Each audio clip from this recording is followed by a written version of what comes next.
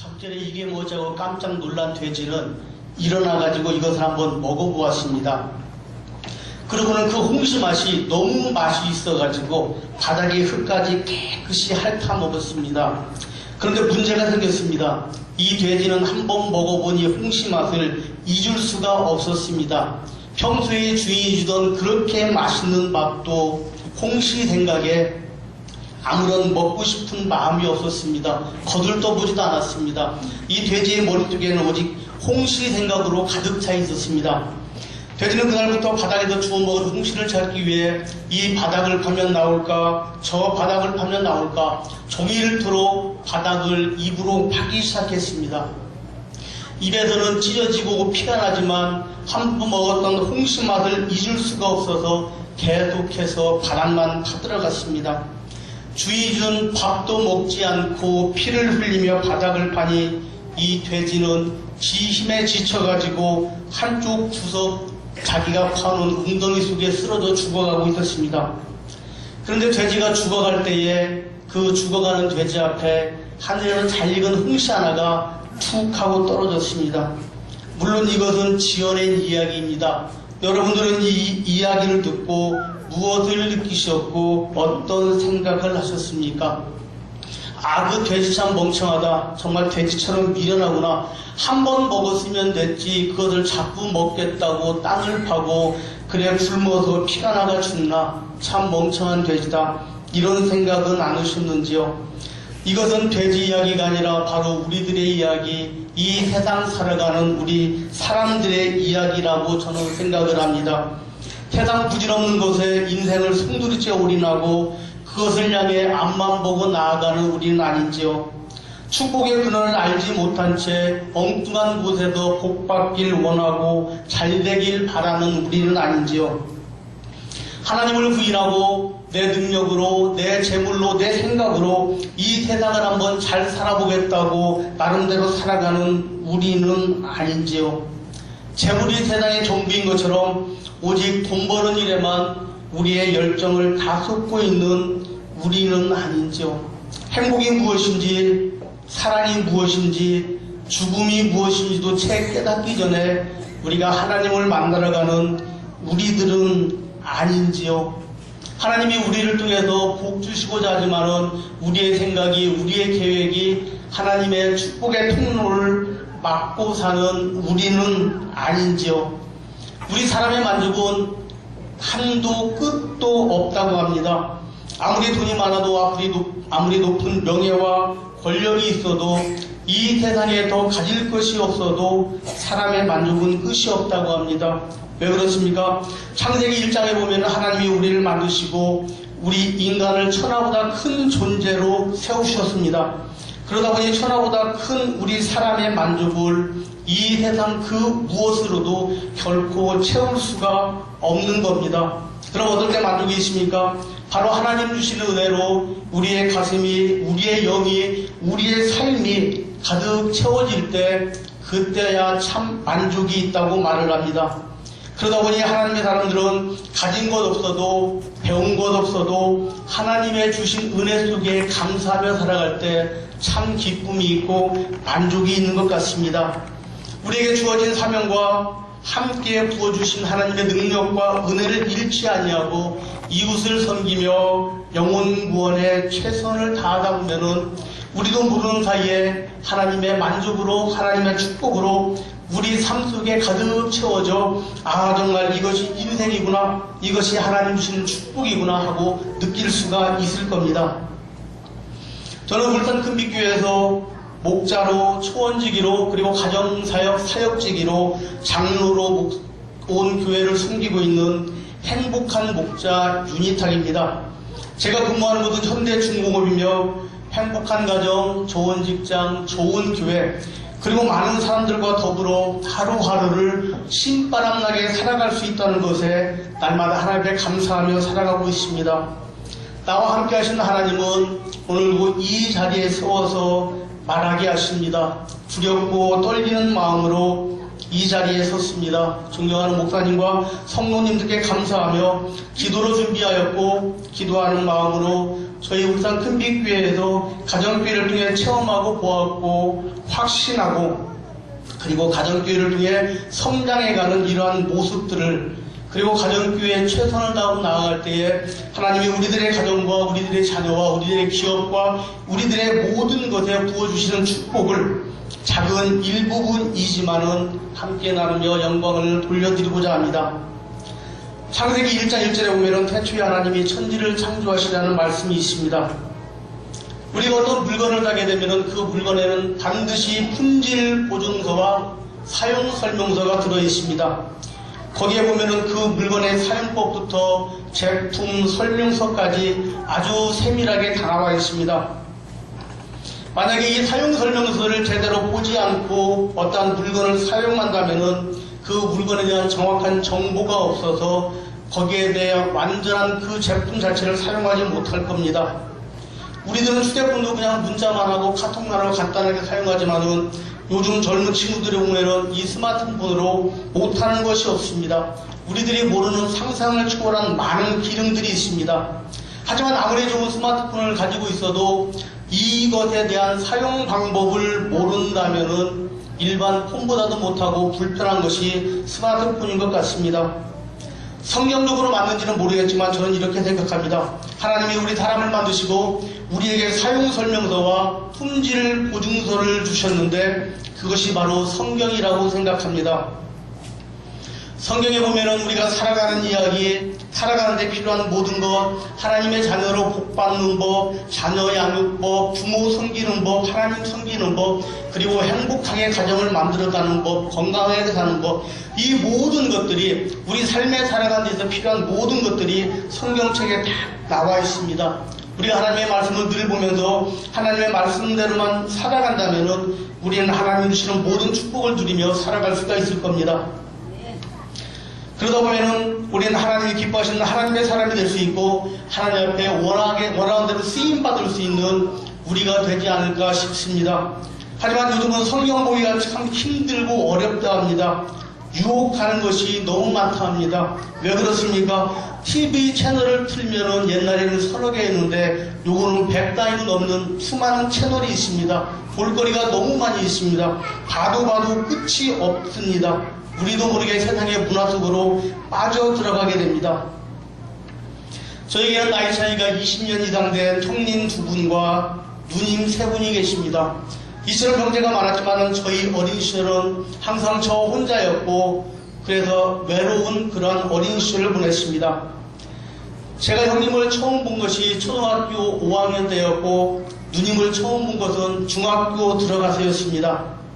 아버지는 항상 한복 주름하기에 갓을 쓰시고 수염을 길게 기르시고 점도 쳐주고 아픈 사람 침도 놔주고 사주팔자도 봐주고 때로는 굿도 해주면서 정말 나름대로 멋진 삶을 사시는 그러한 아버지였습니다. 이 아버지는 그런 삶을 상으로 나름대로 멋진 삶을 사셨는지 모르지만은 저와 어머니는 불행의 시작이었고 저는 무책임한 아버지를 해가지고 어릴 적부터 어긋난 길로 가는 저였습니다.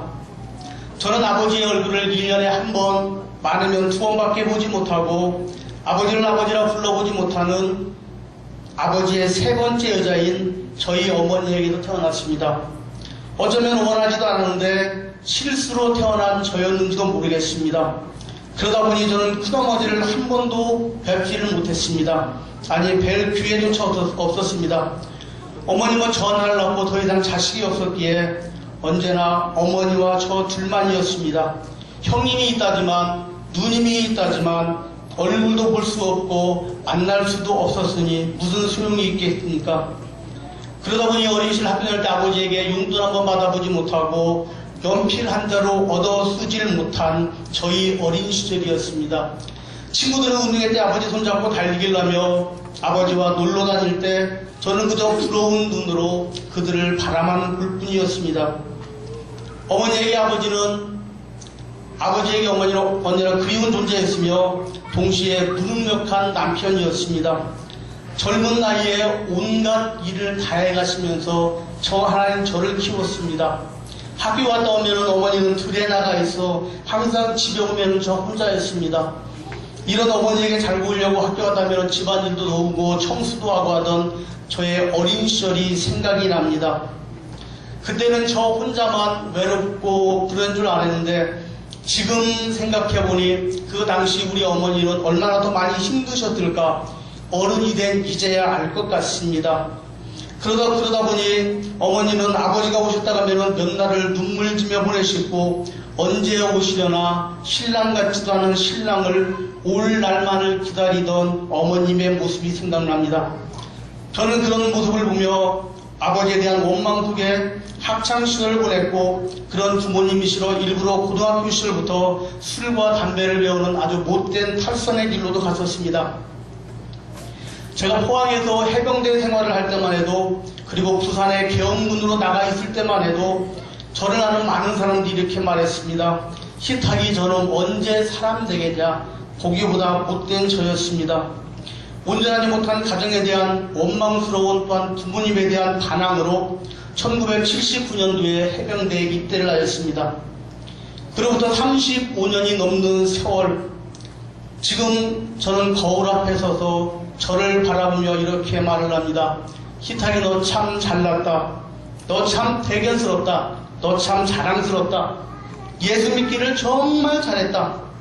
이제는 고향을 가면 저를 아는 분들이 저더러 이럽니다. 이제 사람 되었다. 천들었다. 진작 그럴 것이지. 진작 그랬으면 훌륭한 사람 되었을 것을. 그럴 때 저는 하나님을 이야기합니다.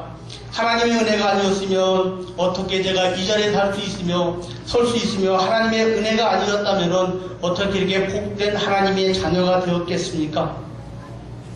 예수 믿는 순간 저는 저희 가정 대대로 내려오던 저주의 올무에서 벗어났으며 저로 인해 저희 자녀들은 정말 멋지게 아름답게 저들의 복받는 삶을 살아가고 있습니다. 지난주 저희 교회 담임 목사님에게 전화가 왔습니다. 정관 열방교회에 간증을 갈 수 있느냐? 저는 언제부터인가 주의 일을 하면서 목사님이 저에게 무슨 말씀을 하시면은 제 입에서는 아니요 못해요라는 말이 사라진 것 같습니다. 순종하는 마음으로 예라고 말씀은 드렸는데 그 순간부터 걱정이었습니다. 어떻게 해야 될까? 어떻게 어떤 말을 전해야 될까? 기도하는 마음으로 준비하였습니다. 저희 큰빛교회가 14년 전 가정교회를 시작하면서 서울에서 먼저 가정교회를 하는 목자님 몇 분이 지금의 저처럼 간증을 온 적이 있습니다. 그때 저는 목자님들의 간증을 들으며 이렇게 기도했습니다. 하나님, 만약에 가정교회가 하나님이 기뻐하시는 일이고 가정교회를 통해 하나님 기뻐하시는 영혼 구원이 있고 이로 인해 가정교회가 성장하고 전국적으로 확산된다면은 그때 저도 저들처럼 이러한 자리에 세워주십시오. 저도 저들처럼 간증할 수 있는 제가 될 수 있도록 목자 생활 잘하는 내가 될 수 있도록 하나님 도와주세요. 이렇게 기도를 했습니다. 아마 이때 하나님은 제 기도를 기뻐 받으셨던 모양입니다. 그대로 저는 부족하지만 최선을 다해 목자를 하면서 목장을 섬기고 또한 그러다 보니 하나님은 저를 통해 많은 교회를 다니며 간증을 하게 하셨습니다. 저희 교회는 가정교회를 하면서 1년에 2차례씩 세미나를 합니다. 평신도 세미나와 목회자 세미나를 하고 있습니다.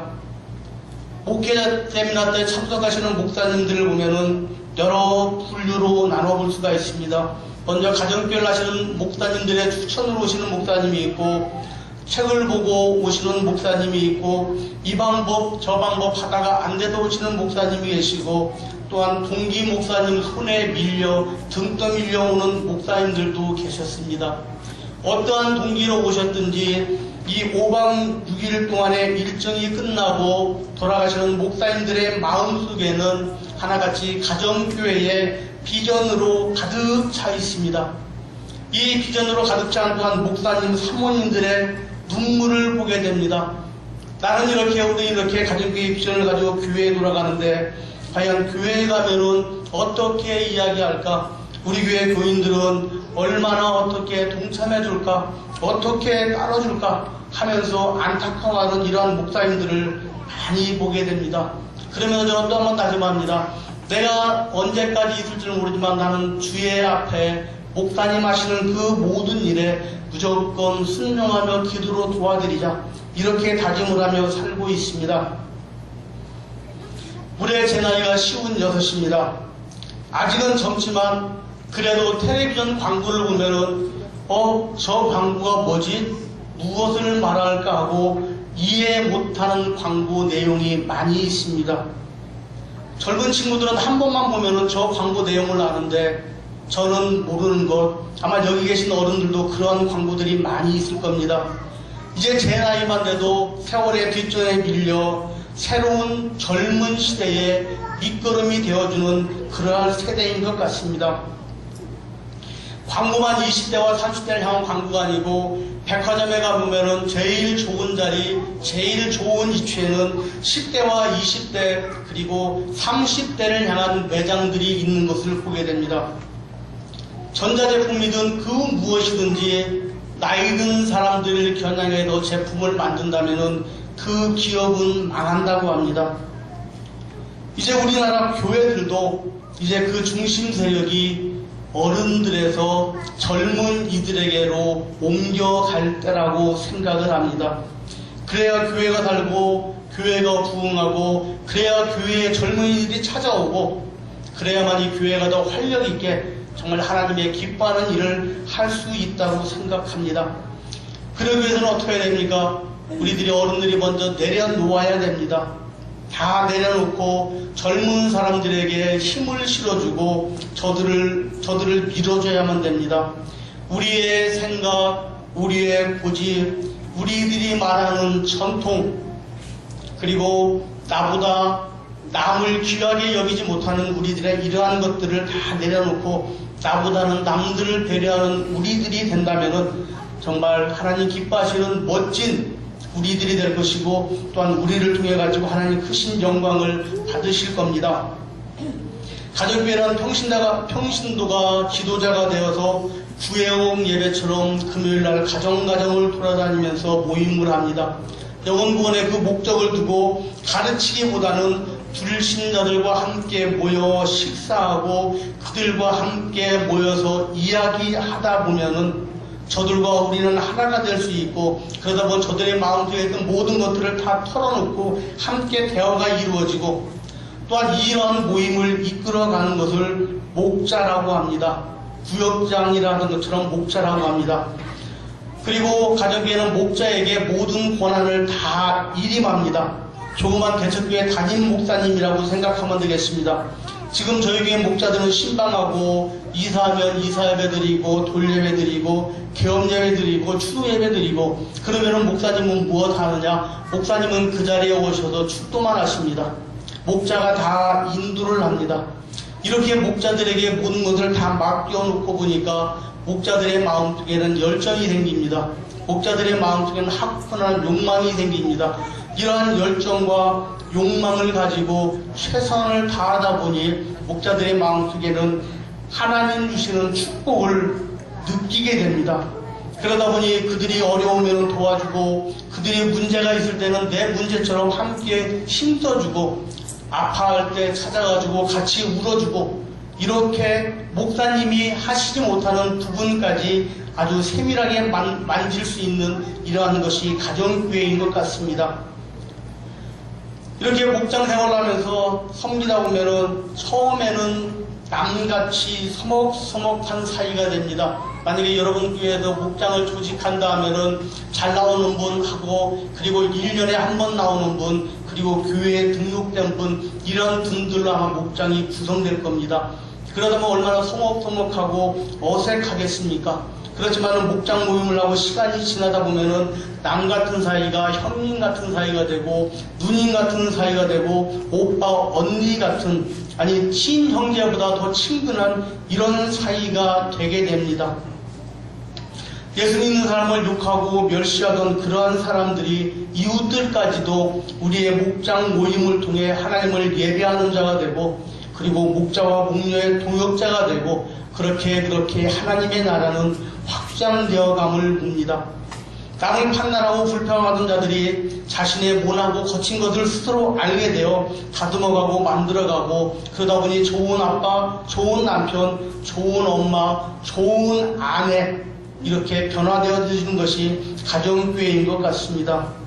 성경교회 초대교회처럼 그렇게 섬기고 나누며 함께 영혼 구원하고 힘쓰다 보니 나보다는 남을 먼저 생각하게 되고, 불신자들에게 많은 노력을 쏟게 되고, 그들의 영혼 구원에 초점을 맞추어서 목장 모임이 이루어지고 있습니다.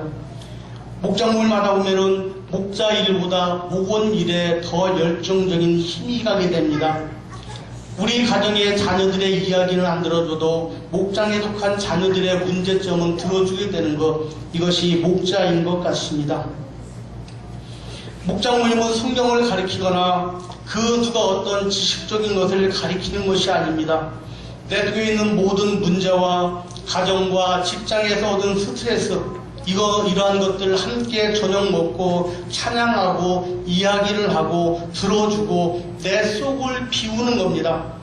부부끼리 단둘이 이야기하면 싸움이 될 것도 목장 모임을 통해 이야기하면은 싸움이 되지 않습니다. 여러분의 가정은 어떻습니까? 모두가 보면은 다 행복해 보이고 좋아 보이고 정말 화목해 보이는 것 같은데, TV 프로그램 추정 60분처럼 여러분들의 가정 한 가정을 들여다보면은 문제없는 가정이 없을 겁니다. 문제없는 부부가 없고 문제없는 자녀들이 없을 겁니다. 전부 안 그런 척하며 살게 될 겁니다. 우리 교인들이 알까봐 쉬쉬하고 거룩한 척 그렇게 사는 거죠. 그러다 보니 같은 교인끼리도 말 못할 우리들의 인생 보따리에는 눈물과 한숨과 고민과 걱정과 그리고 현실의 안타까움이 한 보자기 가득가득 쌓여 있을 겁니다. 이것을 풀어서 버리든지 고치든지 해결을 하든지 해야지, 그냥 그것을 우리들의 삶 속에 마음속에 두고 있다면은 아마 우리의 삶마저도 망가질 겁니다. 여러분들의 인생 자체가 상처받고 건강마저 잃어버릴지도 모릅니다. 우리는 이런 보따리를 수없이 가지고 있습니다. 근심의 보따리, 아픔의 보따리, 가족에게 받은 상처의 보따리, 자기 자신만의 비밀의 보따리, 웬 보따리가 그리도 많은지요. 우리는 이 무거운 보따리 짐을 너무도 많이 짊어지고 있습니다. 그러다 보니 살아가는 게 힘이 들으니까 지치고 싸우게 되고, 그러다 보니까 사는 게 지겹고 행복이 쉽게 오지를 않는 것 같습니다. 교회를 다녀도 정말 행복을 모르는 것 같습니다. 보따리를 풀어야만 살 수 있는데, 내 짐을 덜어야 살 수가 있는데, 보따리를 풀러 헤쳐놓고 다 버려야 살 수가 있는데, 사람들은 버리지는 아니하고 오히려 보따리를 갈수록 매일매일 만들고 그 속에 집어넣고 있습니다. 그러니 살아도 재미가 없고 집에 가도 재미가 없고 교회를 다녀도 은혜가 안 되고, 그러다 보니 내 삶 속에 문제는 계속 생기고, 이런 상태를 가지고 있으면서 어떻게 나 자신도 추스리기 힘드는데 이웃을 돌아보고 저들에게 전도하고 우리의 복음을 전할 수 있겠습니까? 우리 스스로도 견디기가 힘이 든데, 이 보따리를 풀고 하나하나 꺼내어 버릴 것은 버리고 고칠 것은 고치고 정리할 것은 정리하는 것이 바로 가정교회 목장 모임이라고 아주 자신있게 말씀드릴 수가 있습니다. 속이 더부룩하고 뱃속에 가스가 생기면 어떻습니까? 방구 한번 끼면 시원할 것을, 이것을 꾹꾹 참다 보면 어떻습니까? 이 목장에서 자기의 모든 보따리를 푼다는 것은 결코 쉬운 일이 아니었을 겁니다. 여기 계신 여러분들 걱정이 앞설 겁니다. 목장 모임하면서 보따리를 풀어야 되는데 내 이 많은 보따리를 어떻게 풀까? 남들에게 숨겼던 말 못했던 내 비밀을, 내 가정의 비밀을 어떻게 풀까? 그렇지만 저희는 가족교회를 하면서 풀어냈습니다. 누가 먼저 고양이 목에 방울을 달겠습니까? 모두가 근심 걱정 없고 평안해 보이고 행복해 보이는 모두 거룩한 그들인데, 저들에게 무슨 말 못한 사연과 아픔이 있겠습니까? 목장 모임 활동을 한동안 저들은 내색도 안 합니다. 거룩한 척 합니다. 행복한 척 합니다. 아무 문제가 없는 척 합니다. 정말 신나게 사는 척 합니다. 그렇지만 교회와 마치고 돌아가는 싸우는 저들이었습니다. 저 역시도 어쩜 그랬을지도 모릅니다. 이러한 것들 때문에 서로 눈치만 보고 이야기를 안 하는데 어떡합니까? 목자인 저희가 먼저 해야죠. 저 역시 부끄러워서 얼굴을 붉히면서 목장 모임에서 모든 것들을 다 이야기합니다. 내 문제, 자녀 문제, 아내와 싸웠던 문제, 남들이 바라봤던 검은 커튼 뒤에 가려져 있던 그러한 문제, 내 삶의 모든 보따리들을 하나하나 이야기합니다. 그런 날이면은 목장 모임이 마치고 집으로 돌아오거나 아니면 목원들이 돌아간 그 순간에 저는 고양이 앞에 쥐처럼 아내 앞에 아무 소리도 하지 못하고 앉아 있어야만 했습니다. 당신 어쩜 그래? 이제 창피해서 나 교회 못 가? 그런 말은 왜 해? 그게 자랑이야. 당신만 왜 유별나게 그래? 목장 모임 꼭 그래야 돼? 얼마나 이런 말을 많이 했다는지. 그러면 저도 적당한 선에서 끝났으면 좋을 것이지만은 여보 미안해. 내가 너무했지? 그런 말은 안 했어야 되는데 당신 참 자존심 많이 상했겠다. 그런데 어떻게 이 목자이기 때문에 했는데 미안해. 다시는 안 할게. 이렇게 말을 했으면 얼마나 좋았겠습니까? 그런데 내 편이 안 돼준 아내가 밉고 야속하고 원망스러워서 그 자리에서 싸웁니다. 누구는 하고 싶어서 했니? 목장 모임이니까 했지. 어차피 할 거 아니야. 왜 내 마음도 몰라주고 그래? 그렇지만은 여자 얘기는 남자 없지 않습니까? 그래, 내 안 할게. 다음 주에는 절대 안 할게. 우리 좋은 이야기만 하자. 아니, 내 목자 그만둘게. 그렇지만 이 좋은 목자를 어떻게 그만둡니까? 다음에는 목녀가 창피하고 자존심 상하는 우리들의 이야기를 하나도 이야기 안 하고 그저 좋은 것만 이야기하기로 하고 그날 밤을 넘깁니다. 하지만 그 한 주가 괴롭습니다. 밥도 제대로 얻어먹습니다. 그만큼 미움이 쌓였나 봅니다. 그런데 문제는 다음 목장 모임입니다. 다음 목장 모임에 가서는 지난 목장 모임 마치고 싸웠던 이야기, 밥도 못 얻어먹었던 이야기, 이런 모든 이야기를 목녀의 눈치를 봐가며 다 이야기합니다. 얼마나 힘들었겠습니까?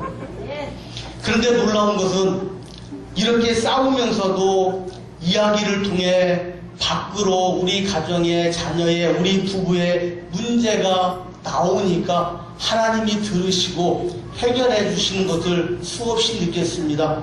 처음에는 그렇게 강하게 반대하던 아내가 조금 긍정적으로 돌아섭니다. 왜 그렇습니까?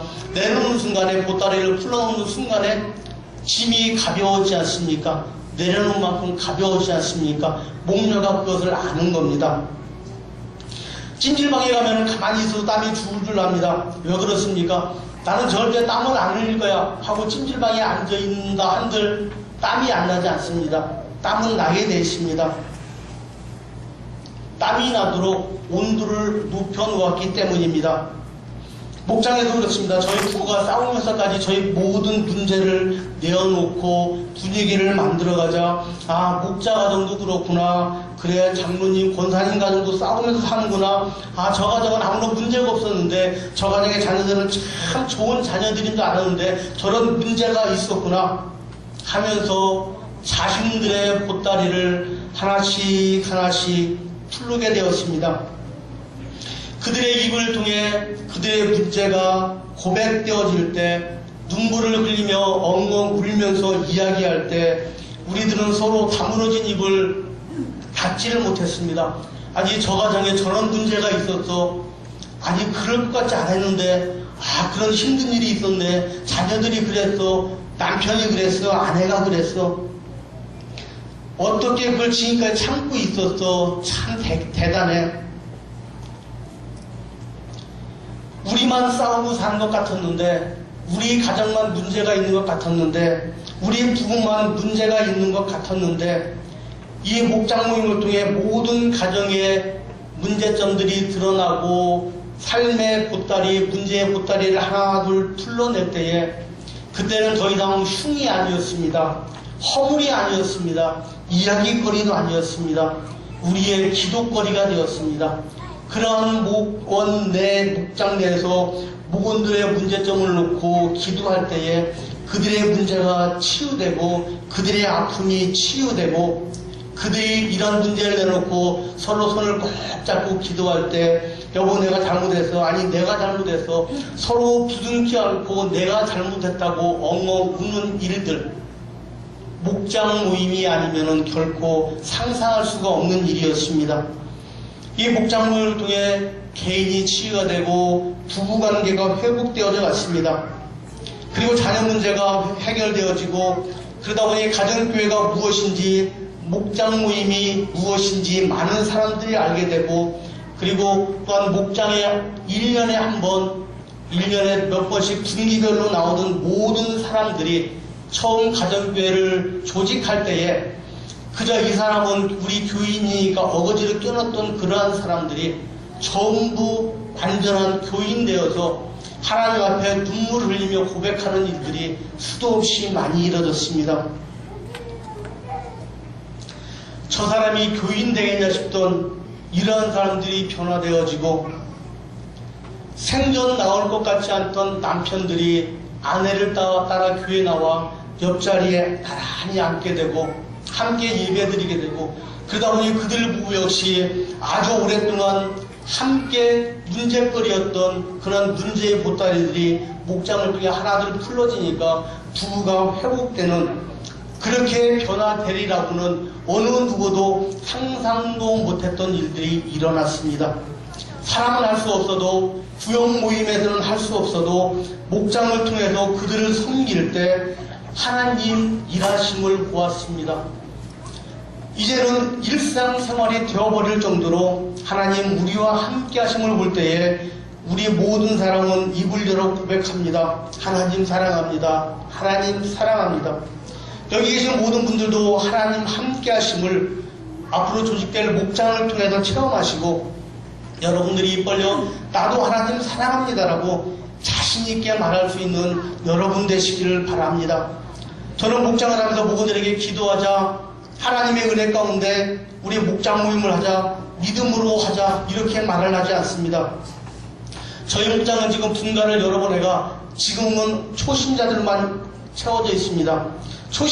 초신자인 저들이 교회에 처음 나오고 아니 교회도 안 나와보고 목장만 나오는 저들이 이 말이 무슨 말인지 알겠습니까? 저는 나름대로 이렇게 목장 원칙을 세워갑니다. 첫째로 누구나 오게 하자. 아무나 오게 하자. 이 구역 예배는 구역 식구끼리만 모입니다. 그런데 이 가정교회 목장 모임은 믿지 않는 자들과 함께 합니다. 우리 주위에 보면은 친구들과 형편이 넉넉한 직장 동료들 그리고 많은 아는 사람들 이런 사람들은 목장 모임으로 데려오기가 힘이 듭니다. 그렇지만 고개를 돌려 이웃을 한번 돌아보면은 어려운 사람, 힘든 사람, 우리의 작은 손길 하나에도 감사해야 하는 이러한 사람, 우리들의 도움을 필요로 하는 사람들이 수도 없이 많이 있습니다. 우리의 작은 도움만으로도 충분히 감사하고 도움을 줄 수 있는 사람들이 많이 있습니다. 술 먹고 담배 피는 사람이 어떻습니까? 싸우고 부수고 이 폭군인 저들이면 어떻습니까? 세상 사람들이 욕하고 멀리하는 저들이면 어떻습니까? 세상 사람들이 멀리하는 그들을 예수 믿는 우리마저 멀리한다면은 저들은 어디로 가겠습니까? 저는 그런 사람을 더 좋아합니다.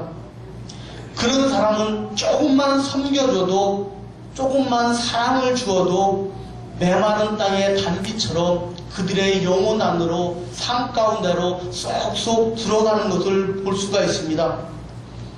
그래서인지 저희 목장은 지금도 술 먹고 오는 사람, 밥 먹고 나가서 담배 피고 오는 사람, 그리고 목장 모임이 길어지면은 또 나가서 담배 한 대 피고 오는 사람, 이러한 사람들로 구성되어 있습니다. 그래도 저는 좋습니다. 그래도 저는 신바랍니다. 왜입니까? 저들이 변화되어져 가지고 저들이 하나님 앞에 머지않아 확실한 일꾼 될 것이라는 것을 알고 있기 때문입니다. 어떤 분이 이렇게 말합니다. 술 한잔하고 2차로 노래방이나 갔다가 또한 술집을 가고 하면은 다음날 속이 쓰려서 많이 힘드는데 술 먹고 이 차를 목장 모임으로 가도 정말 좋아하고 반겨주니 자기들도 좋다고 말을 합니다. 집에 가면 아이들마저도 싫어하는 이러한 자기 자신을 술 한잔 먹고 목장 모임한테 찾아가면은 모든 사람들이 다 반겨주니 이렇게 좋은 데가 없다고 말을 합니다.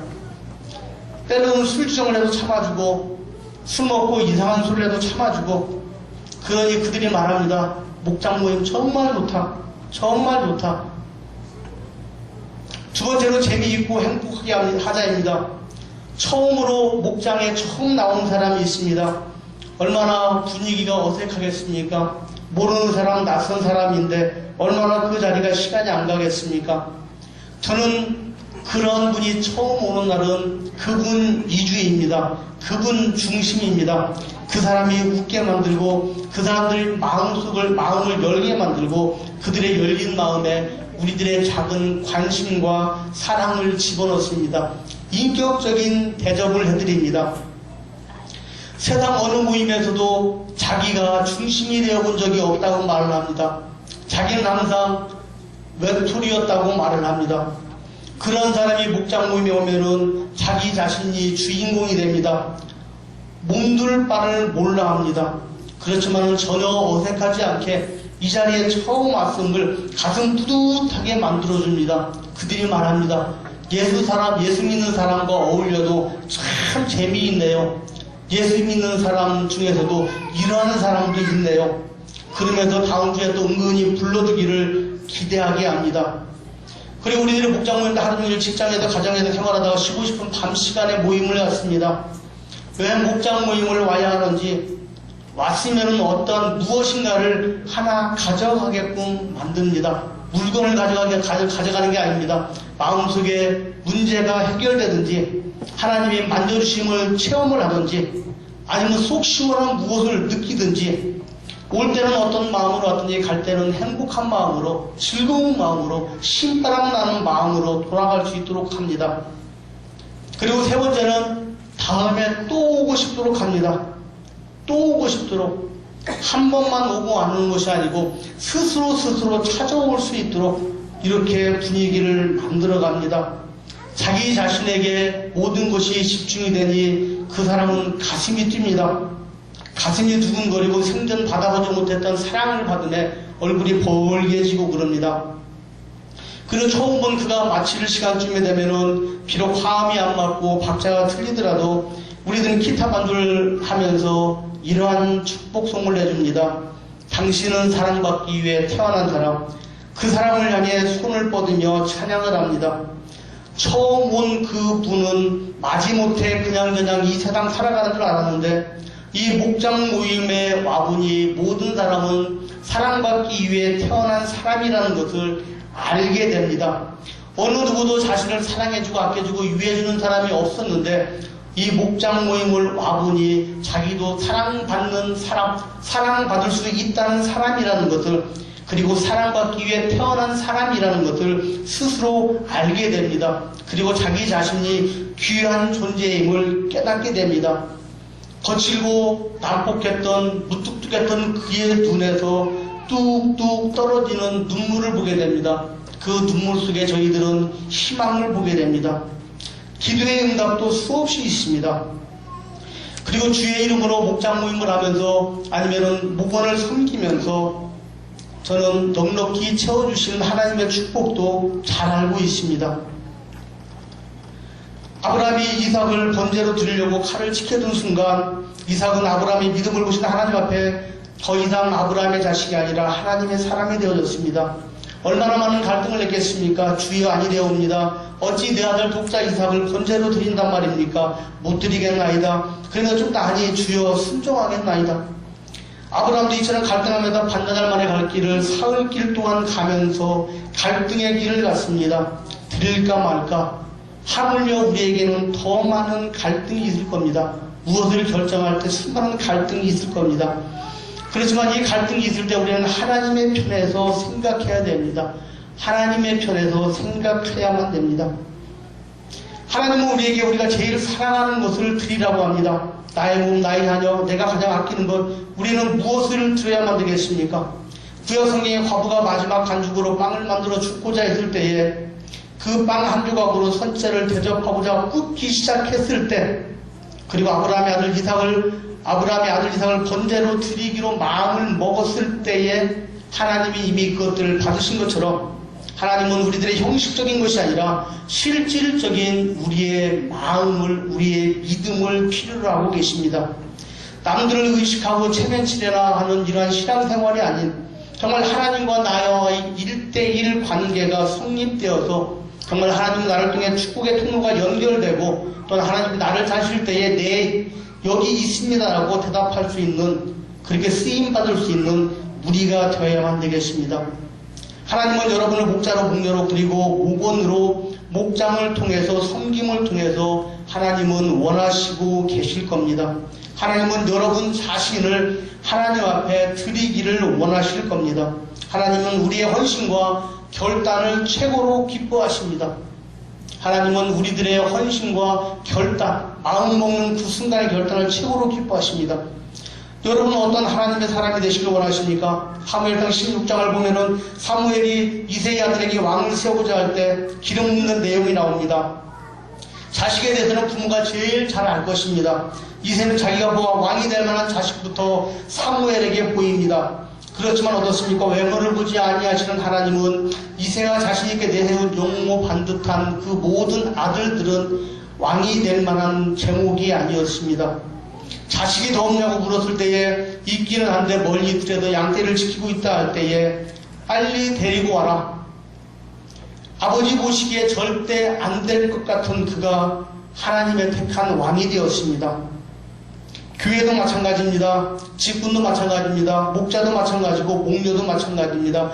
무엇을 많이 가져도 직분 받는 것이 아니고 많이 배웠다고, 많이 있다고, 많이 안다고 목자를 하는 것이 아닙니다. 더더욱이 신앙이 오래되었다고 하는 것이 아닙니다. 인기가 있어서 하는 것이 아닙니다. 가진 것 하나 없더라도, 배운 것 없더라도, 말 못하는 말 더듬이라도 과연 그 속에 얼마나 하나님을 사랑하는 열정이 있고 순종하는 마음이 있고 하나님과 함께하는 하나님의 사람이고 그리고 얼마나 많이 섬기는 겸손한 준비된 사람이냐가 중요한 것 같습니다. 여러분께도 이제 가정교회를 시작합니다. 자신있게 말씀드릴 수 있습니다. 가정교회 순종하고 따른다면 행복과 축복이 여러분 것이 될 것입니다. 지금까지 한 번도 누려보지 못했던, 한 번도 알지 못했던 새로운 행복과 축복이 여러분 것이 될 것입니다. 정말 참 만족을 누릴 수가 있을 겁니다. 저희 목장은 금요일날 7시 30분 모여서 저녁을 먹으면서 목장 모임을 합니다. 저희 목장은 아무리 어려운 사람이라도 라면을 먹더라도 돌아가면서 반드시 저녁을 먹으면서 모임을 합니다. 이 먹는 것 가지고 부담이 된다 싶으면은 저희들이 그 집은 음식을 준비해 갑니다. 누구는 밥 해오세요. 누구는 국 가져오세요. 반찬 하나씩 가져오세요. 정말 어려운 집은 가정만 개방을 합니다. 왜 그렇습니까? 섬길 수 있는 것을, 목장 모임을 통해 목원들을 대접하는 것은 작은 섬김의 시작입니다.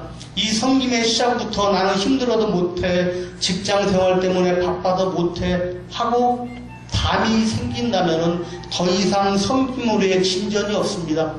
정말 가정교회 어떤 집에 가면 상이 없습니다. 그 바닥에 신문지를 펴놓고 라면을 끓여 먹을 때도 있었습니다. 뜨거운 찬양을 합니다. 20분, 30분 동안 찬양을 합니다. 이렇게 찬양을 하다 보면은 내가 오늘은 이런 문제를 내놓고 나눔을 해야지, 이런 문제를 우리 합심 통솔기를 통해 해결을 받아야지 했던 문제들이 찬양하는 동안에 해결받는 경우도 있습니다.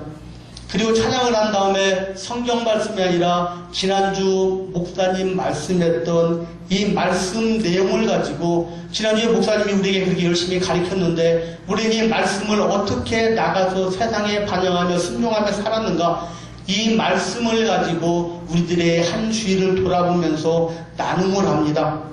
이것을 시작으로 많은 나눔을 하고 이야기를 하고 함께 통성 기도를 하다 보면은 시간은 11시가 넘어 11시 반이 됩니다.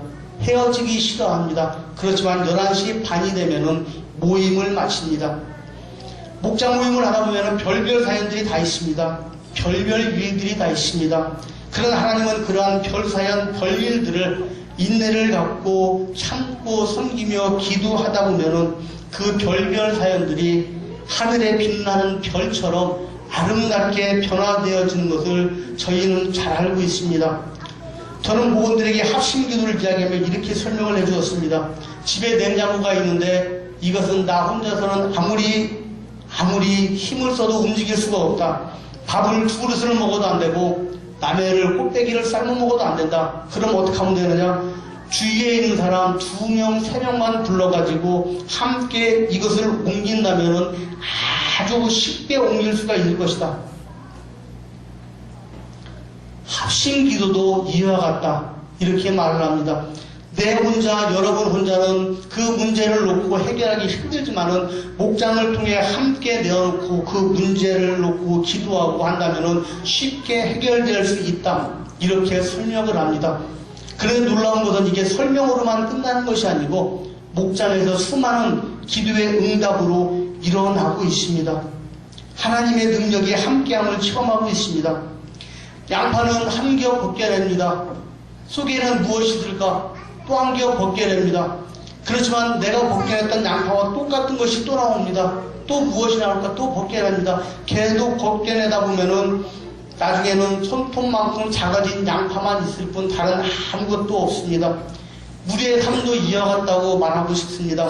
이러면 좋아질까? 저러면 좋아질까? 이렇게 하면 행복할까? 저렇게 하면 행복할까? 이렇게 살면 부자가 될까? 많은 사람들은 행복을 위해, 만족을 위해 정말 자기 나름대로 무엇을 찾아 노력을 하지만은 양파 껍질 벗겨지듯이 똑같은 그러한 나날들, 시간은 쉼없이 흘러나고 세월의 뒷전에 밀려서 사람들은 이야기합니다. 이제는 내가 이제 형편이 나아지면 집사할게, 형편이 나아지면 목자할게, 형편이 나아지면 성가대할게, 형편이 나아지면 찬양할게. 사람들은 자꾸 양파 껍질을 벗기듯이 많은 이웃거리가 생겨납니다. 그러다 보면은 시간은 우리를 기다려주지 않고 하나님도 우리를 기다려주지 않는 것 같습니다.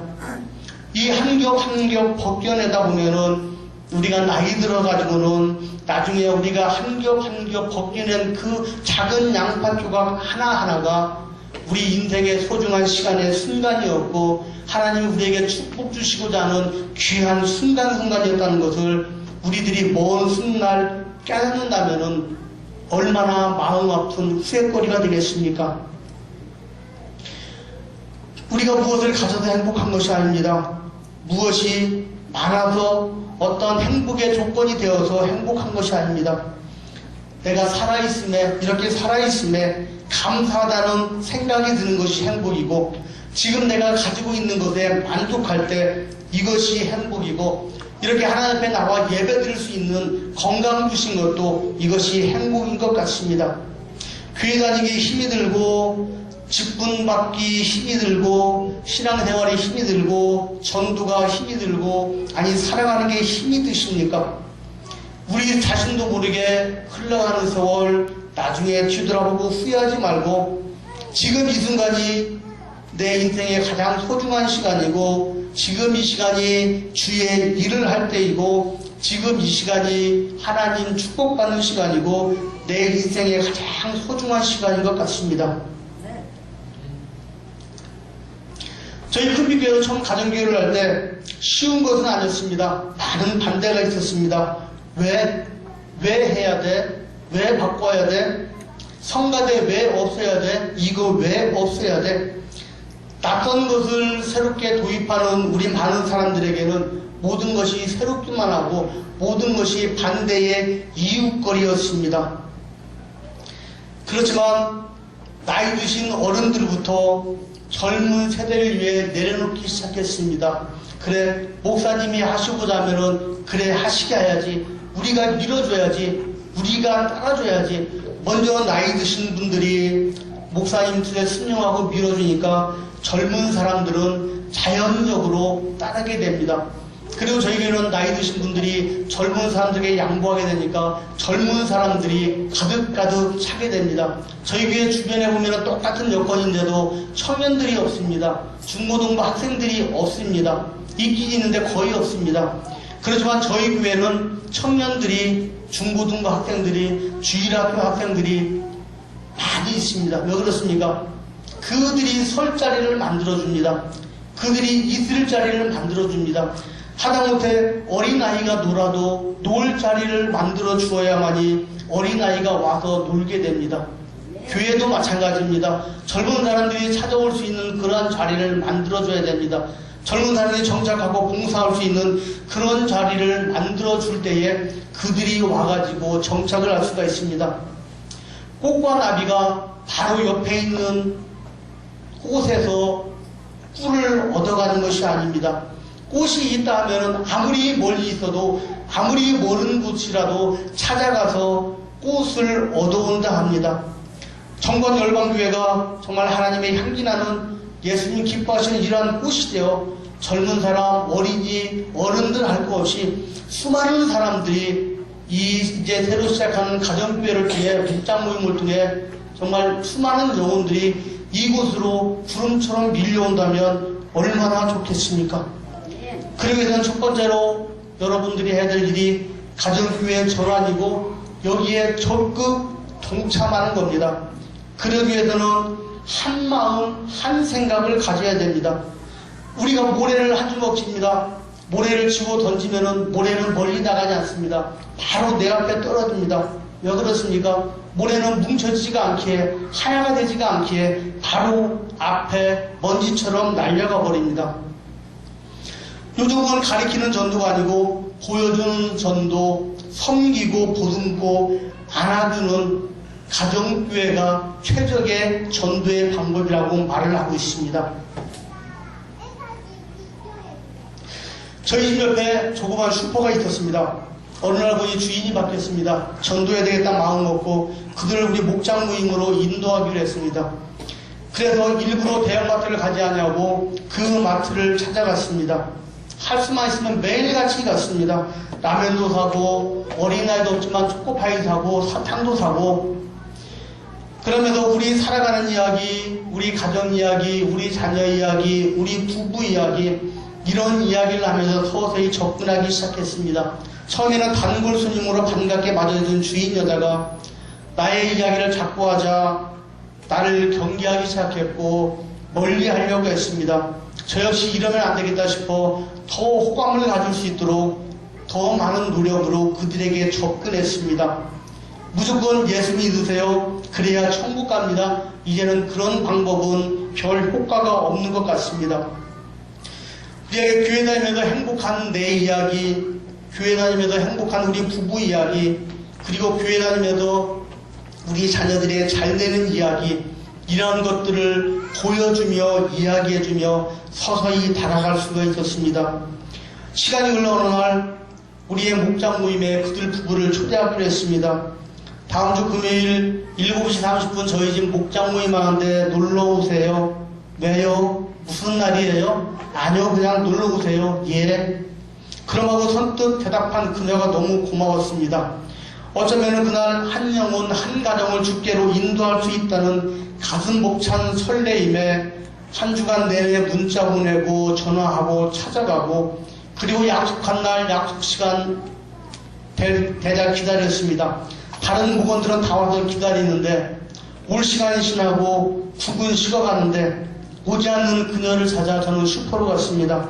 안 가요. 내가 왜 가요? 저 약속했잖아요. 그래도 안 가요.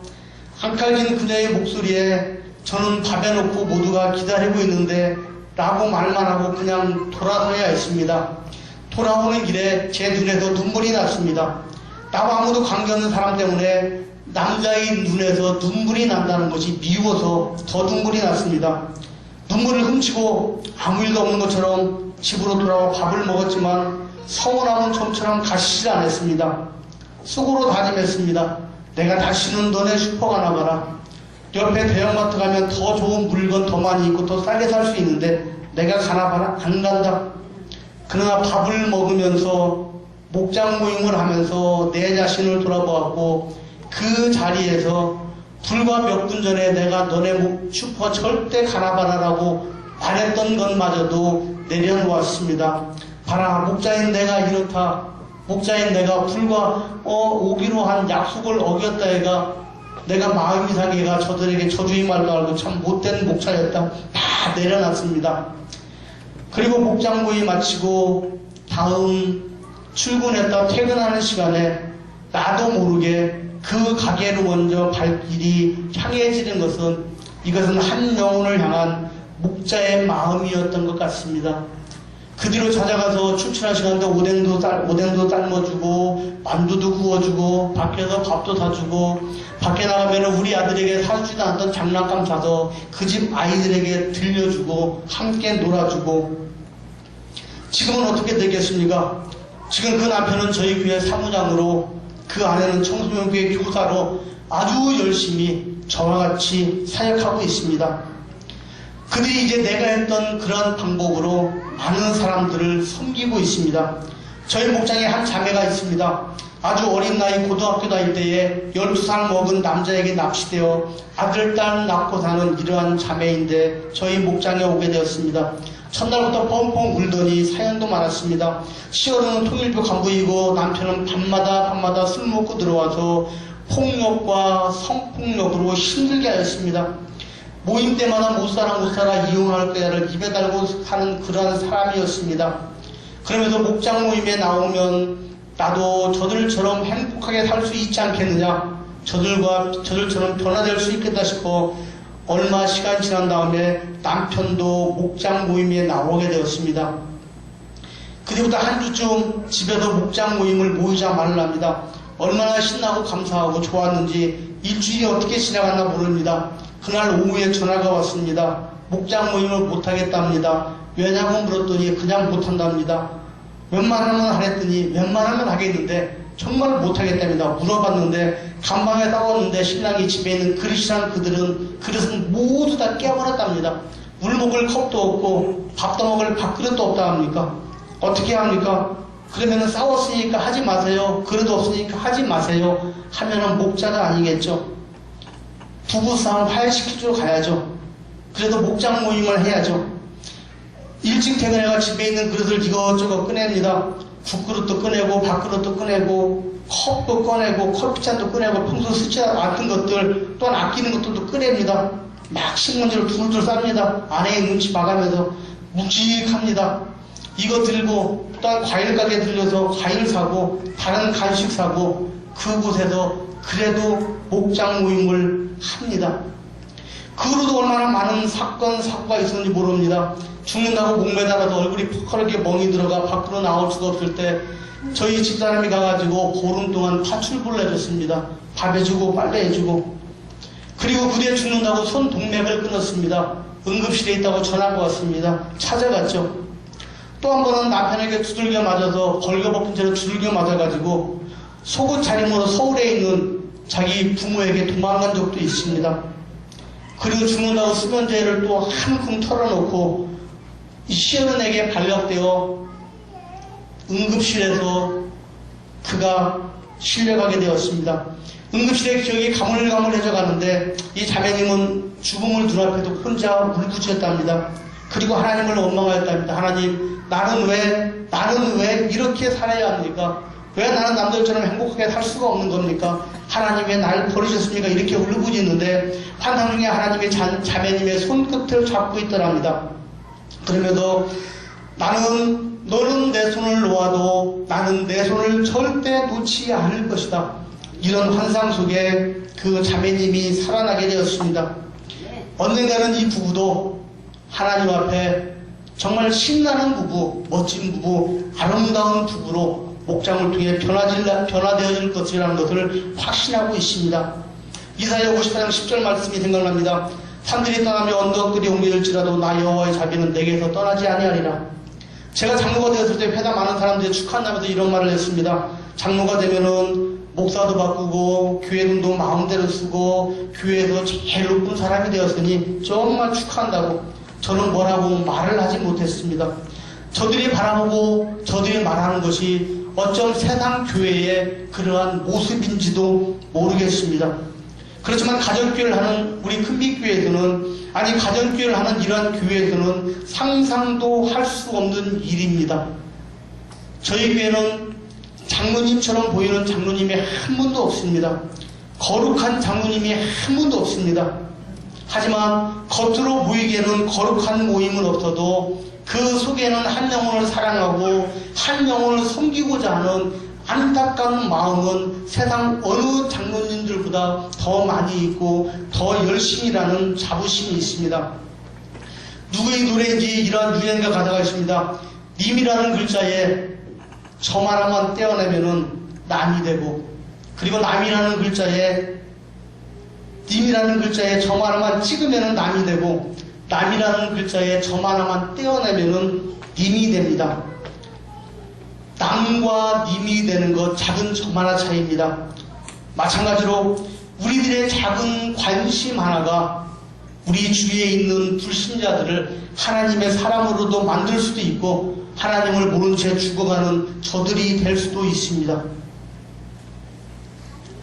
저희 집에는 손님이 끊이지 않습니다. 많은 사람들이 저희 집을 들락날락합니다. 그리고 목장 모임도 저희 집에도 할 때는 저희는 푸짐하게 차립니다. 그리고 목원들 집에서는 아주 간단하게 김치하고 밥만 하러 갑니다. 이렇게 살아가지만은 하나님의 방법, 하나님의 채워주시는 축복을 매 순간 누리고 있습니다. 벌통에 보면은 수많은 벌들이 들락날락합니다. 아카시아 꽃이 필 때 보면은 그 안에 아카시아 꿀이 가득하고, 밤꽃이 필 때 보면은 그 벌통 안에 밤꿀이 가득합니다.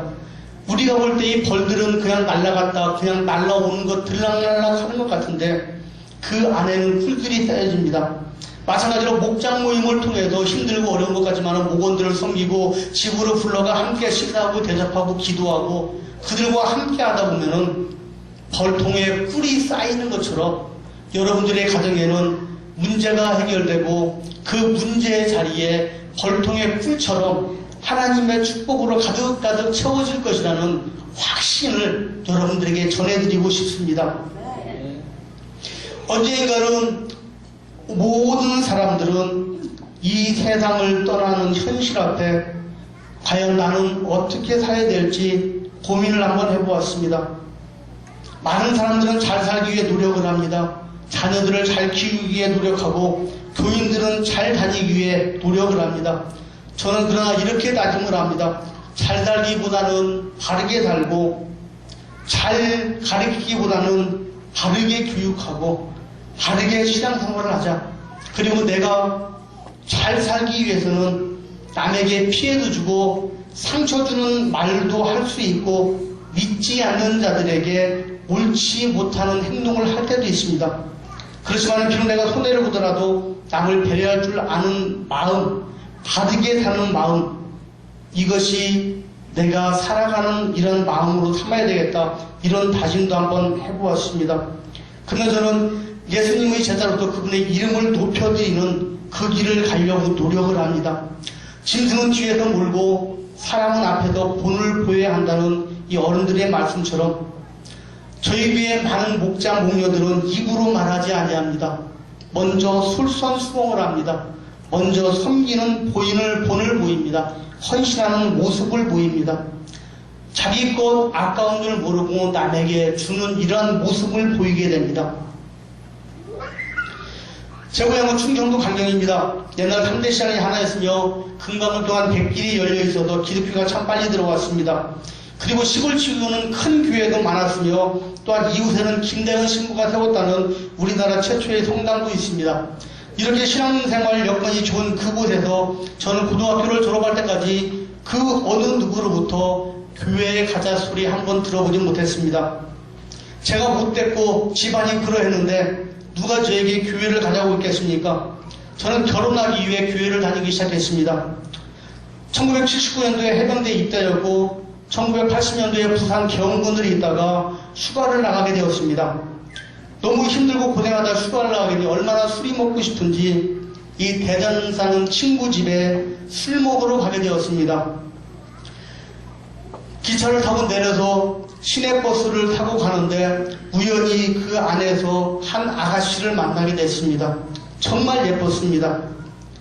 지금이야 말이지만 군대 생활하다 제대 나와가지고 여자를 보았을 때에 안 예쁜 여자가 어디 있었겠습니까?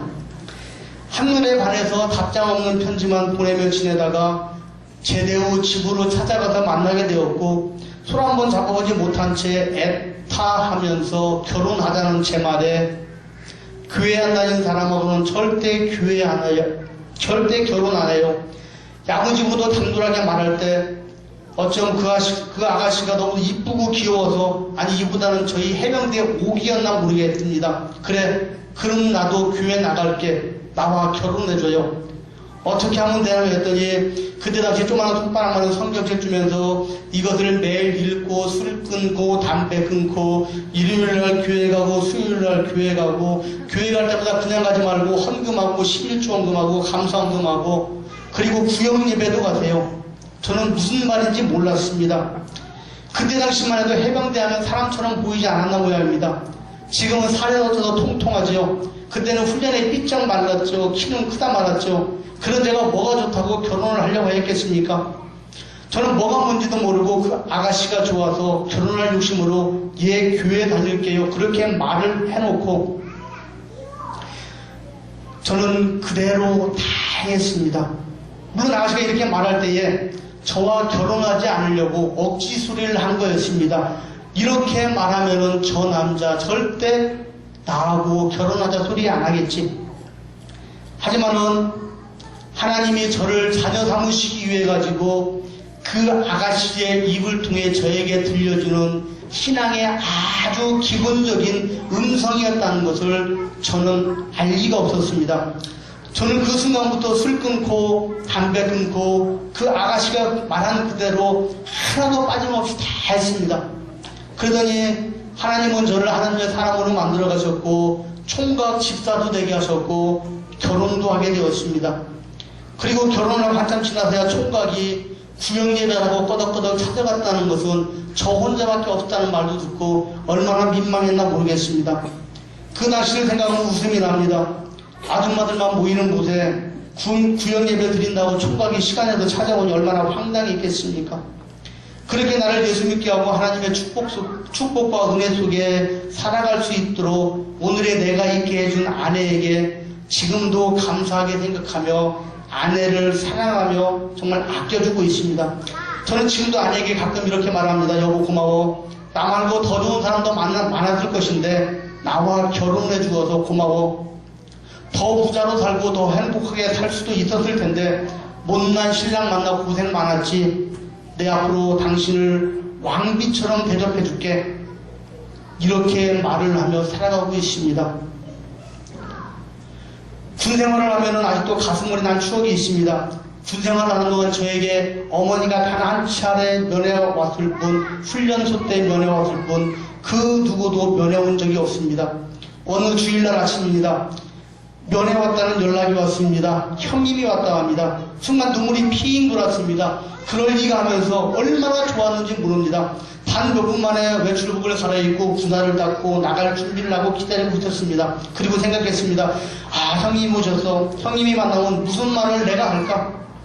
내가 지금 통닭이 억수로 먹고 싶은데 통닭 좀 사달라 할까? 용돈은 얼마나 주고 갈까? 형님 만나 반가워 해병대 체면에 울지를 말아야 할 텐데 나름대로 온갖 상상을 다 했습니다. 면회 왔다는 연락을 받은 동료들과 들뜬 마음으로 기다렸습니다. 시간이 흐르고 동료들은 다 면회 온 사람 찾아서 떠나갔고 그 사람들이 다 떠나가고 저 혼자 남을 때까지 제 이름은 누가 불러주지 않았습니다. 그런데 이것이 정말 형님이 면회 온 것이 아니고 군생활을 하는 동안 한 번도 면회 오지 아니하는 제가 너무 불쌍해가 한번 골려줄 요량으로 선임들이 제게 거짓말을 한 것입니다. 근데 저는 그걸 사실냥 받아들이고 얼마나 좋아했는지 선임들이 너무 좋아하는 모습에 차마 거짓말이라는 말을 못하고 한참 동안 지켜만 봤던 겁니다. 저는 얼마나 실망이 되고 마음이 아팠던지 화장실에 가서 울면서 형님과 누님을 원망했던 그러한 기억이 있습니다. 몇 해 전에 이맘때 저희 어머님이 돌아가셨습니다. 저는 저대로 불행한 저희 어린 시절이었지만 저희 어머님은 얼마나 힘들고 아픔이 있었겠습니까? 내 눈에 흙이 들어가기 전까지는 너도 며느리도 절대 교회 못 다닌다 하시던 어머님이 손주를 보고 나서는 자식 이기는 부모 없다며 교회를 다니며 그렇게 행복하시는 어머님이었습니다. 86세에 돌아가셨는데 어머님을 저희 집에 모시고 오기 전에 혼자 많은 걱정을 하였습니다. 저희 집사람이 비위가 약합니다. 근데 어머님을 모실 사람은 저밖에 없는데 어머님을 모시고 와가지고 비위 약한 아내가 어머니 온갖 수발을 다 들면은 힘들어서 과연 할 수 있을까 이렇게 생각을 하면서 나름대로 많이 기도를 했습니다. 일찍 모셔오려고 했더니 어머님 말씀하십니다. 며느리 고생될까봐 야야 내가 혼자 끓여 먹고 내 혼자 움직일 동안에는 안 갈란다. 시골에 혼자 계신 어머님이 이제는 더 이상 혼자서 생활할 수 없게 되어 모시고 오게 되었습니다. 그 전부터 아내 눈치를 보던 저는 눈짓이 아내에게 물어봤습니다. 당신 어머님 모시려면 힘들 텐데 우리 돈은 좀 들더라도 우리 어머니 유영원에 모실까? 이렇게 말해놓고 저는 아내에게 모진 소리를 들었습니다. 당신이 아들 맞아. 자식이라고는 당신 하나밖에 없는데 어떻게 운전하신 어머님을 몸이 불편한 이유로 요양원에 모셔? 당신 하나님 믿는 사람 맞아? 저는 아내에게 혼나면서도 그렇게 기분이 좋을 수가 없었습니다. 아내를 꼭 안아주면 여보 고마워. 정말 고마워. 몇 번이나 이렇게 말을 했나 모릅니다. 걷지는 못해 방에만 누워 계신 어머니를 온갖 정성을 다해 모시는 아내가 너무 고마웠습니다. 변이 안 나올 때는 비닐 장갑을 끼고 손가락으로 다 파내고 목욕시키고 매일 이부자리 갈고 이 시어머니를 향한 제 아내의 그러한 노력은 헌신은 시어머니가 아니라 한 시대를 같이 살면서 자기보다 조금 나이 들은 한 여인이 젊은 여인이 한 나이 든 여인을 섬겨주는 아주 그러한 모습으로 보였습니다. 그러길 1년 돌아가시는 날 저녁에 야야 밥맛이 없다 이렇게 말씀하시고 모로 누구실 때에 저희는 직감했습니다. 아 어머니 이제 가시려는 모양이구나. 그래가 바로 목사님 말씀드려 임종예배 드리고 그리고 그날 늦도록 찬송하고 손자와 밤늦게 이야기를 하다가 주무시듯이 손자 손 꼭 잡고 하늘나라 가셨습니다. 제가 왜 이 말씀 드립니까?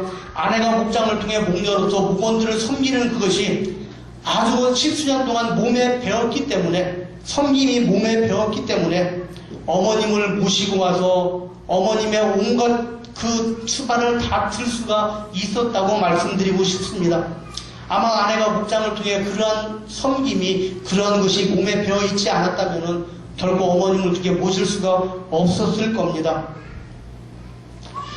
제가 학교 다닐 때 어머님이 하시던 말씀이 있었습니다. 희타가 공부 좀 해라. 제발 공부 좀 해라. 공부해서 남 주는 거 아니 제발 공부 좀 해라. 그런데 저는 그 당시 잘하면은 공부해서 남 주는 줄 알았습니다. 공부하면 어머니가 도와주는 줄 알았습니다. 그래서 어머님 속 태우려고 일부러 공부를 안 했습니다. 그런데 그것이 아니라는 것을 깨닫는 데는 그리 긴 시간이 걸리지 않았습니다. 이런 말이 생각납니다. 후회는 아무리 빨라도 늦고 시작은 아무리 늦어도 빠르다. 그런데 저는 예전에 교회를 다니면서 어머님이 하시던 말씀과 똑같은 행동을 하는 저를 보았습니다. 목사님이 열심히 신앙생활 하세요. 열심히 목사하세요. 열심히 무엇 하세요. 열심히 하면은 저는 속으로 해야겠습니다. 열심히 하면은 목사님 교회가 커지지. 교회가 커지면은 목사님만 좋아지지. 하지만 그것이 아니라는 것을 여러분들은 잘 아실 겁니다. 가정교회 아니야 힘들 거야. 우리 교회는 안 될 거야. 이렇게 혹시 생각하는 분 계십니까? 다윗이 물맷돌 하나 들고 골리앗을 만났을 때 엄청 큰 체구, 엄청 큰 덩치, 엄청 큰 얼굴. 여러분이 다윗이라면 어떤 생각을 했겠습니까? 겁먹고 기죽기 전에 이런 생각 안 해보시렵니까? 와 그럼 얼굴 한번 엄청 크구나. 눈 감고 던져도 이마에 명중하겠네. 이런 긍정적인 생각 하나가 우리 자신을 변화시킵니다. 이런 긍정적인 생각을 가진 한 사람 한 사람이 우리들의 교회를 변화시킵니다. 그 긍정적인 생각을 가진 한 사람이 바로 여러분 한 사람 한 사람이라면 하나님 여러분을 통해 얼마나 큰 일을 행하시겠습니까? 저희 집 식탁에 보면 오렌지, 귤, 사과, 포도, 복숭아, 자두 또 뭐 있습니까? 딸기 온갖 없는 과일이 없습니다. 떨어질 날이 없습니다. 얼마나 싱싱하고 보기 좋고 먹음직스러운지 모릅니다. 하나도 담겨 있습니다. 시들지도 않습니다. 벌레도 안 먹습니다. 저도 안 먹습니다. 왜요? 가짜니까요. 그런데 진짜보다 더 진짜 같은 가짜입니다. 저는 저 자신을 돌아보면 이런 생각을 해봅니다. 나는 과연 진짜인가? 나는 과연 하나님 앞에 신앙생활 한다 하면서, 나는 장로라 하면서, 목자라 하면서, 나는 과연 하나님 앞에 진짜인가? 아니면 진짜처럼 보이는 가짜일까? 교보문고에서 나온 책 중에 진짜가 되는 곳이 진짜다라는 책에 이런 내용이 있습니다. 가짜는 진짜와 비슷해도 가짜요. 진짜를 이야기해도 가짜다. 진짜는 진짜가 되어야 진짜다. 진짜만 진짜를 알고 가짜도 안다. 참된 자만 참을 알 수 있다. 여기 계신 여러분들은 하나님이 여러분들 한 분 한 분을 향해 볼 때에 아, 저분은 진짜구나, 저분은 진짜구나, 하나님 앞에 진짜 소리를 듣는 여러분들이 되시기를 바라봅니다. 정철의 시중에 이런 시가 있습니다. 말하기 좋아하고 남의 말 말할 것이 남의 말 대하면 남도 내 말 하는 것이 말로서 말 많으니 말말을 까누라. 우리가 살아가면서 말이 참 중요합니다. 목장 모임을 하면서 교회 생활을 하면서 또한 여전도회 남전도회 생활을 하면서 이 말이 참 중요합니다. 이런 말도 있습니다. 안 하면 중간이라도 갈 것은 말이 그만큼 중요합니다. 저는 이렇게 생각해 봅니다. 우리 입을 보면 입안 깊숙한 곳에 혀가 있습니다. 그리고 이빨이 있고 입술이 있습니다. 어금니를 꽉 다물면 입안으로 아무것도 들어갈 수도 나올 수도 없습니다. 그리고 밖에 있는 입술을 꼭 오므리면 물 한 방울 들어가지도 나오지도 못합니다. 하나님이 우리를 만드시고 말로서 문제가 있을 것을 미리 아시고 혀를 입안 깊숙한 곳에 가두어 놓고 이빨에는 성벽을 꽉 쌓고 그래도 못 믿어가지고 입술로 두툼하게 우리의 혀를 숨겨놨다고 저는 이렇게 한번 생각을 해보았습니다. 우리들은 남이 말하길 좋아합니다. 험담하길 좋아합니다. 그렇지만 우리들의 혀는 입술로 가두어 놓고 이빨로 가두어 놓고 저 안쪽에 있습니다. 그 안쪽에 꼭꼭 숨겨진 혀를 쉽게 입을 열어 험담하기 이전에 입 열을 떼면은 남의 칭찬의 말, 사랑의 말, 세워주는 말을 하면은 얼마나 좋겠습니까? 저는 어느 날 침대에 자는 아내의 모습을 보면서 눈물 찡한 적이 있습니다. 머리에 꼽혀있는 녹슨 머리핀을 보았기 때문입니다. 제 눈에 보이는 아내의 머리핀은 비록 녹이 슬었지만은 어느 명품보다 더 아름다웠고 가치 있어 보였고 그러기에 아내마저 아름다웠습니다. 흔히 말합니다. 배운 게 없어, 아는 게 없어, 가진 게 없어. 내 눈에 바라보이던 녹슨 머리핀이 아름답고 명품이어서 예뻐 보인 것은 결코 아닙니다. 꽃이 아름다운 것은 그 꽃 아래 받치고 있는 파란 잎이 있기 때문에 꽃이 아름답다고 말을 합니다. 부부가 하나님의 축복 속에 아름답게 행복하게 살아가기 위해서는 때로는 꽃도 되어주고 꽃잎도 되어주고 부부간에 서로 유해해주는 이런 마음이 있을 때 믿음과 사랑이 생겨난다고 말을 합니다. 남편이 하나님 일을 하려고 하면은 아내는 기도로 동역해주고 아내가 하나님 일을 하려고 하면은 남편은 기도로 아내를 세워주고